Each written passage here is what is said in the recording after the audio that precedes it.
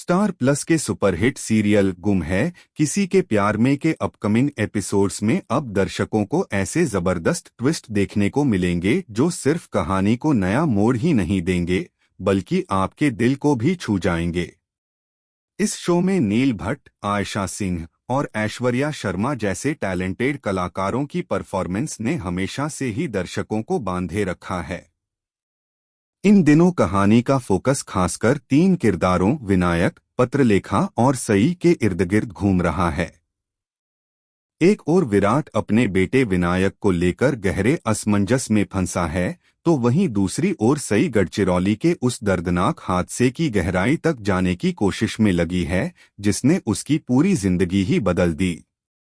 हाल ही के एपिसोड में दिखाया गया है कि विराट खुद से ही लड़ रहा है। वह सोचता है कि क्या उसे विनायक की सच्चाई सई को बता देनी चाहिए। इसी सोच में वह एक डरावना सपना देखता है जिसमें सई सच्चाई जानकर विनायक को अपने साथ ले जाती है और इस सदमे में पत्रलेखा खुदकुशी कर लेती है। इस डर के कारण विराट सच्चाई छुपा लेता है, लेकिन इस झूठ का बोझ उसे अंदर ही अंदर खा रहा है। उधर पत्रलेखा की हालत दिन ब दिन खराब होती जा रही है। वह खाना पीना छोड़ चुकी है और डिप्रेशन में डूबती जा रही है।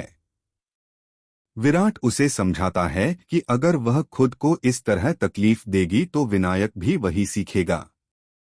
वह उससे वादा मांगता है कि वह खुद का ख्याल रखेगी और यह सोचना बंद करेगी कि वह कभी मां नहीं बन सकती।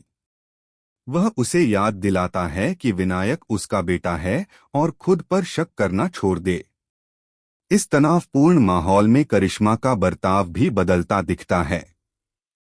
वह सई पर चिल्लाती है और ताना मारती है कि वह अब चौहान परिवार का हिस्सा नहीं है, तो फिर वह विक्रांत और जगताप के बारे में क्यों जानना चाहती है।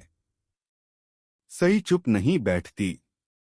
जब वह एक आश्रम में दो महिलाओं को विनायक के बारे में बात करते सुनती है तो उसका दिल बैठ जाता है।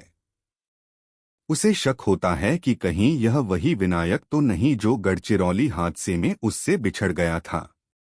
वह एक केबिन तक पहुंचती है जहां उसे उस हादसे में एक बच्चे के मिलने की जानकारी मिलती है। वह एनजीओ के स्टाफ से मदद मांगती है, लेकिन वह साफ इनकार कर देते हैं।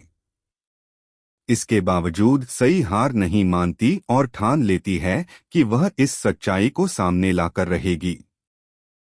इसी बीच कहानी में एक और बड़ा मोड़ आता है। पत्रलेखा को अपने अतीत की कुछ घटनाएं याद आने लगती हैं और वह खुद को दोष देने लगती है। वह सोचती है कि क्या वह वाकई विनायक की मां कहलाने लायक है। विराट भी टूटने लगता है क्योंकि वह जानता है कि वह दो औरतों की जिंदगी से खेल रहा है, एक जिसने हर हाल में उसका साथ दिया और दूसरी जो उसकी पहली और सच्ची मोहब्बत रही।